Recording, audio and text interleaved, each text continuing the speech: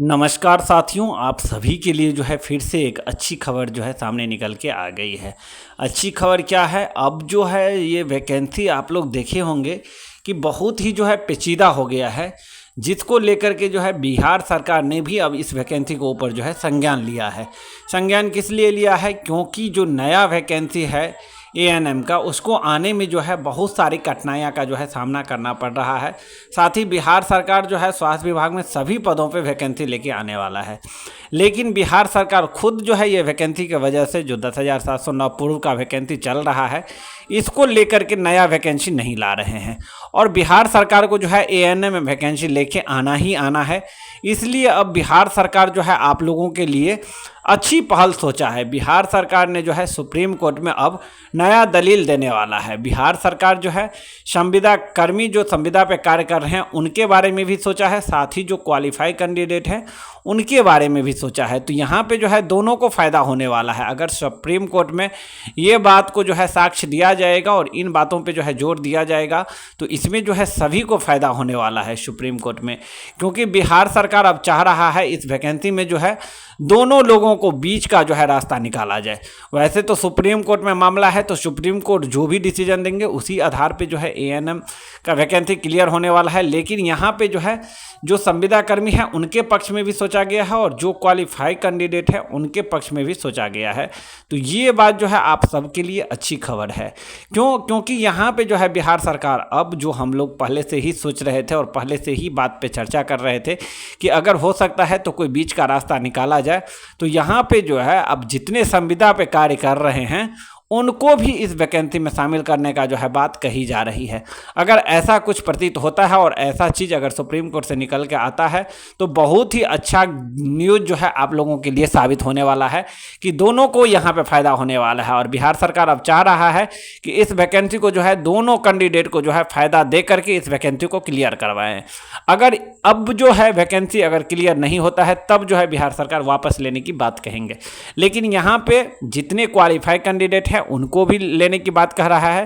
साथ ही जो candidate non qualify कर गए हैं और जो अभी फिलहाल जो है संविदा पे कार्य कर रहे हैं, वैसे कैंडिडेट को जो है यहाँ पे मौका दिया जाएगा इस वैकेंसी के अंदर। सरकार की तरफ से जो है ये बातें कही जा रही है। अब ये बातें कितनी तक सच्चाई है वो जो है आपको सुप्रीम कोर्ट में 14 तारीख को फाइनली पता चल जाएगा। क्योंकि सरकार की तरफ से ऐसी बातें जो है जानकारी सामने निकल के आई है, लेकिन इसका जो है पुख्ता अभी तक जो है इन्फॉर्मेशन अभी दिया नहीं गया है। तो ये चीज़ अब आपको कब पता चलेगा? जब 14/5/2025 को आप लोगों का केस की सुनवाई होगा सुप्रीम कोर्ट में।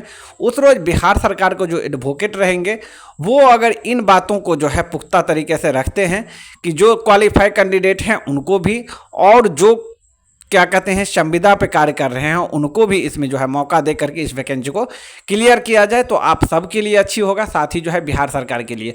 और बिहार सरकार अब इस वैकेंसी को इसी वे में जो है ले जाना चाहती है और इसी वे में जो है क्लियर करवाने की बात जो है कही जा रही है।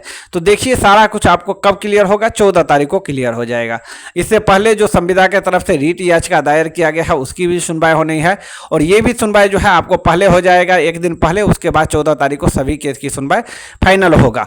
वैसे जो है रीट की वजह से हो सकता है कि केस में डिले होने की संभावना था, वो अब बहुत फिलहाल जो है कम दिख रहा है। किस लिए? क्योंकि रीट की सुनवाई जो है वो पहले ही हो रहा है। इसलिए आप लोगों को 14 तारीख की जो सुनवाई होगा उसमें सारा केस क्लियर होने की जो है संभावना यहाँ पे दिख रहा है।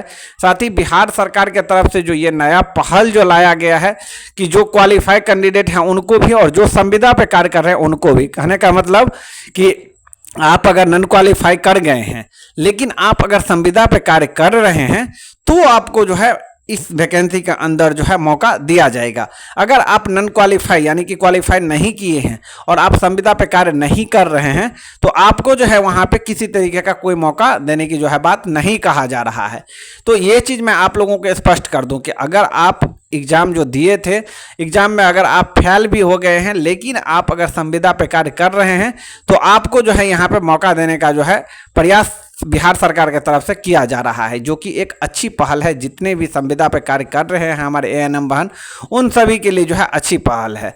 और जो संविदा पे कार्य नहीं कर रहे हैं उनको जो है नया वैकेंसी के लिए वेट करना ही होगा, क्योंकि इन लोगों को जो है यहाँ पे किसी तरीके का जो है कोई मौका नहीं दिया जा रहा है। जो अभी अपडेट जो है सामने निकल के जो आ रही है, इसके अनुसार मैं आप लोगों को जो है ये जानकारी प्रोवाइड करवा रहा हूं। साथ ही मैं बता दूं कि 14 तारीख को आप लोगों का केस की सुनवाई है, और हम लोगों ने जो है बहुत सारे दबाव बनाए हैं कि किसी तरीके का जो है, जो भी पक्ष हो या विपक्ष के कैंडिडेट हैं उनके तरफ से कुछ भी ऐसा नहीं किया जाए जिससे कि केस में डिले हो और भी जो है डिले हो सुप्रीम कोर्ट में, क्योंकि केस बहुत डिले हो चुका है।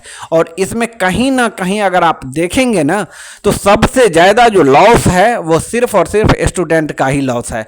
और आप देखेंगे तो ये वैकेंसी जो अभी फिलहाल मामला फंसा हुआ है, वो भी जो है सिर्फ और सिर्फ स्टूडेंट के वजह से ही मामला जो है सुप्रीम कोर्ट में फंसा हुआ है। क्योंकि अगर स्टूडेंट चाहते तो ये वैकेंसी जो है बहुत पहले भी क्लियर हो गया रहता, लेकिन इसमें जो है लगातार केस पे केस हुआ है, जिसकी वजह से आप देखे होंगे कि वैकेंसी जो है लगातार फंसते जा रहा है। अब यहाँ पे बात कर लेते हैं कि अर्चना कुमारी की तरफ से भी कहा जा रहा था कि बीना कुमारी का जो रीट याचिका दायर किया गया है, इसके वजह से केस जो है डिले हो सकता है। लेकिन उनके तरफ से जो है बात पता किया हूँ तो उनके तरफ से कहा जा रहा है कि रीट याचिका के जो दायर हुआ है उसके वजह से किसी तरीके का जो है सुप्रीम कोर्ट में केस डिले होने का संभावना जो है नहीं दिखेगा, क्योंकि जो रीट याचिका दायर किए हैं वो लोग जो समय मिला है सुप्रीम कोर्ट में, इसके अंतराल ही वो रीट याचिका में सारा कुछ क्लियर करेंगे। जो भी इसमें पेंडिंग रहेगा, जो भी इशू रहेगा, उसको वो लोग 14 तारीख से पहले सारा को सॉर्ट आउट कर लेगा, और उसके बाद जो 14 की डेट मिला है उस डेट में जो है क्लियर करवाने का भरपूर कोशिश किया जाएगा। मैं बार बार बोलता हूं, जो संविदा हैं व जो क्वालिफाई हैं, सब लोगों को मैं बार बार बोलता हूं कि आप लोग जो है एक ही चीज़ करना है। क्या करना है कि अपने जो टीम लीडर हैं, जो आपके साथ केस लड़ते आ रहे हैं, उनके ऊपर जो है आप लोगों को भी दबाव बनाना है, क्योंकि केस जो है डिले हो चुका है, बहुत डिले हो चुका है। तो वो लोग के माध्यम से देखिए होता क्या है, आप लोग जिसके थ्रू केस लड़ रहे हैं, कोई भी जो आपके टीम लीडर हैं उनके थ्रू आप केस लड़ रहे हैं, आप लोग जो है सहयोग करते हैं। बाद में जो आपके टीम लीडर हैं वो जो है अपने एडवोकेट के थ्रू केस लड़ते हैं। तो जो आपके टीम लीडर हैं, अगर आप लोग अपने टीम लीडर के ऊपर दबाव बनाते हैं, तो जो आपके टीम लीडर है वो लोग जो है एडवोकेट के ऊपर दबाव बनाते हैं। और जब लगातार ये दबाव बनने का सिलसिला जो है चलता है, तो केस जो है क्लियर होने का संभावना जो है ज़्यादा बन जाता है। और एडवोकेट को जो जब बातें कही जाती है, जब सुप्रीम कोर्ट में सारे चीज़ क्लियर रहता है, तो फिर इस पर बहस होता है। और हम उम्मीद करते हैं कि किसी के तरफ से, चाहे वो क्वालिफाई हो या संविदा हो, किसी के तरफ से जो है 14 के बाद जो है कोई डेट नहीं लेना है। 14 तारीख को जो है आप लोग मामला को जो है सुनवाई करिए और 14 मई को इस केस को क्लियर करवाइए, क्योंकि डिले हो चुका है और बहुत डिले हो चुका है। और 14 मई के जैसे ही ये वैकेंसी क्लियर होता है, सबके लिए जो है बहुत अच्छा न्यूज़ रहेगा। और साथ ही जो है नया वैकेंसी आने का जो है रास्ता एकदम क्लियर हो जाएगा। और हम आप लोगों को क्लियरली बता दूं कि ये वैकेंसी जैसे ही क्लियर होगा, तुरंत जो है आपको नया वैकेंसी एएनएम का आएगा, जो कि अच्छा खासा पद पे वैकेंसी आएगा। और वो जो वैकेंसी होगा वो सीबीटी कंप्यूटर बेस्ड एग्जाम आपको लिया ही जाएगा, नंबर बेसिस पे जो है वैकेंसी अब नहीं आने वाला है। तो इसीलिए मैं आप सबको बोलता हूं कि जो 14 मई की सुनवाई है वो आप लोगों का अंतिम सुनवाई हो।